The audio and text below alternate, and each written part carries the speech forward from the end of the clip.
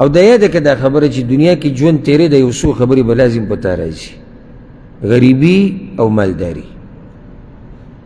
دغه شان دویمه خبره روغ بدن او بیماری، کله به روغی کله به بیمار، دا لازم پتا باندې به راځي.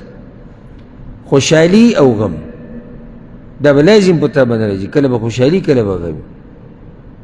نو بله خبره چې پتا باندې به لازم راځي هغه د چا سره ملاقات یو کېده میلاوېده او بیلتون، دا به لازم راځي. مور پلار نه بیلتون، د بچو نه بیلتون، د ښځې نه، یا هغوی کې څوک مړ شو یا په سفر باندې شو، الغرض بیلتون به لازم راځي. او پرون موږ هغه حدیث ووی چې جبریل علیه السلام پیغمبر صلی الله علیه وسلم ته څه ووی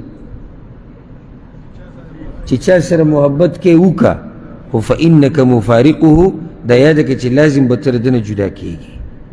د هر چا سره چې محبت کې دنیا کې وکړه خو ته همیشه د هغه سره پاتې کېدونکی نه یې، ته به یوه ورځ لازم جدا کېږي. دا بیلتون به لازم راځي.